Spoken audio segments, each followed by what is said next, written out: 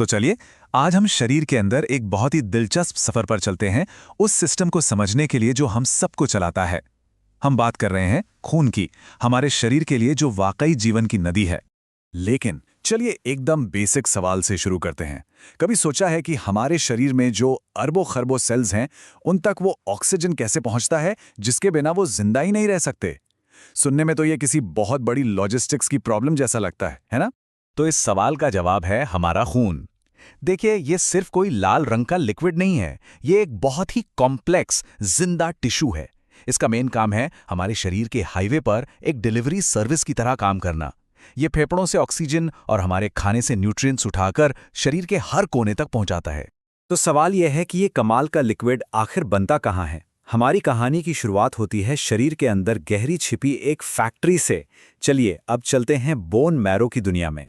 हमारी जो बड़ी हड्डियां होती हैं, जैसे कि कूल्हे और जांघ की हड्डियां, उनके बीच में एक नरम स्पंजी सा पदार्थ होता है। इसी को बोन मैरो या अस्थि मज्जा कहते हैं।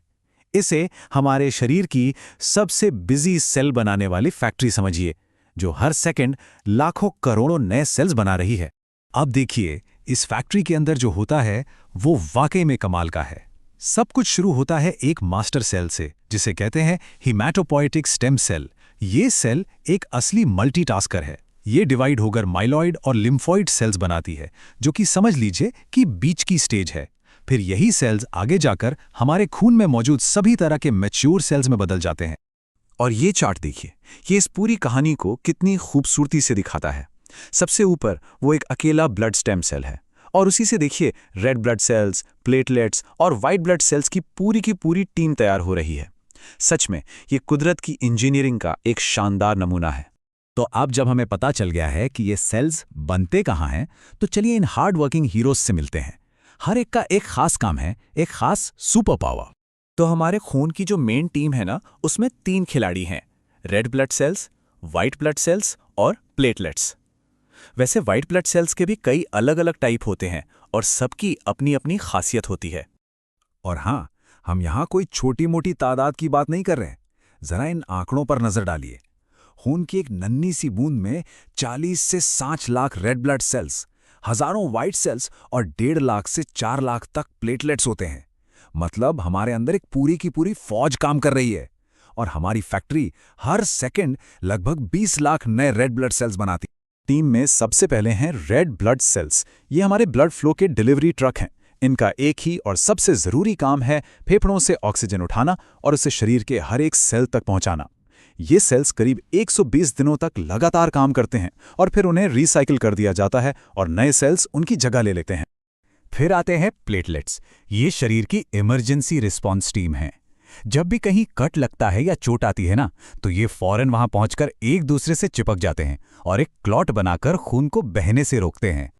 अब मिलते हैं वाइट ब्लड सेल्स की टीम से। ये हैं हमारे शरीर के सैनिक। इनमें सबसे पहले हैं न्यूट्रोफिल्स। ये सबसे आम वाइट ब्लड सेल हैं और इन्फेक्शन के खिलाफ हमारी पहली डिफेंस लाइन।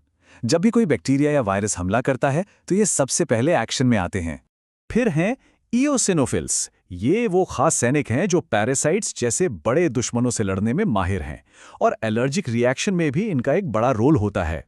और फिर आते हैं लिम्फोसाइट्स। इन्हें हमारी इम्यून सिस्टम का दिमाग कह सकते हैं। ये सिर्फ इन्फेक्शन से लड़ते ही नहीं, बल्कि दुश्मनों को याद भी रखते हैं, ताकि अगर वो दोबारा हमला करें तो शरीर और तेजी से जवाब दे सके। लॉन्ग टर्म इम्यूनिटी का राज यही है। तो हमारे पास ये शानदार सेल्स तो हैं, पर ये पूरे शरीर में घूमते कैसे हैं? इसके लिए उन्हें एक बहुत बड़े नेटवर्क की जरूरत पड़ती है, जिसे हम कहते हैं सर्कुलेटरी सिस्टम।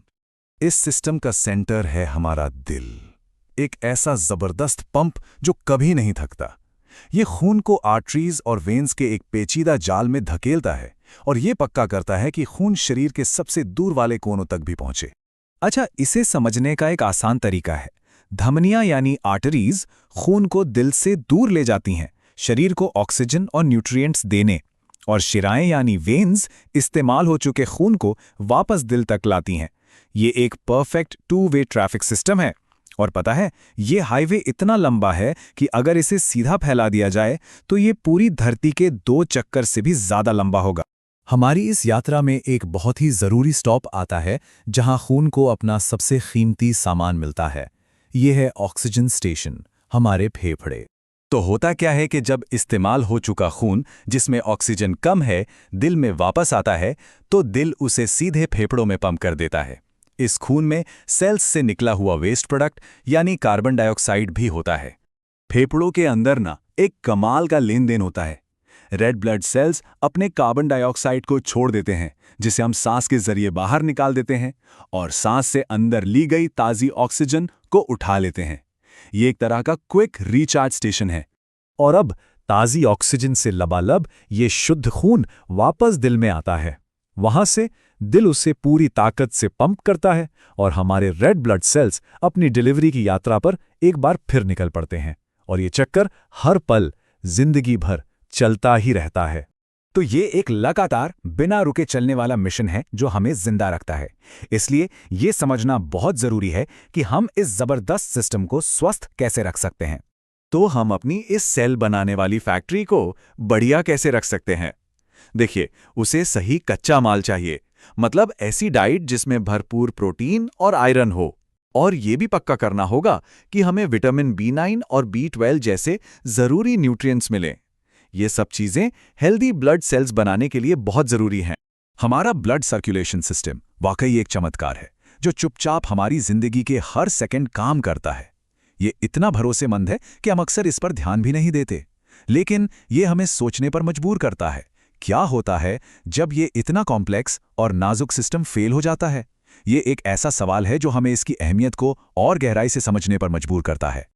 अगर आपको ये वीडियो पसंद आया हो तो लाइक करें, शेयर करें और ज्ञान से भरी ऐसी ही कहानियों के लिए ड्रीम स्टोरी को सब्सक्राइब जरूर करें।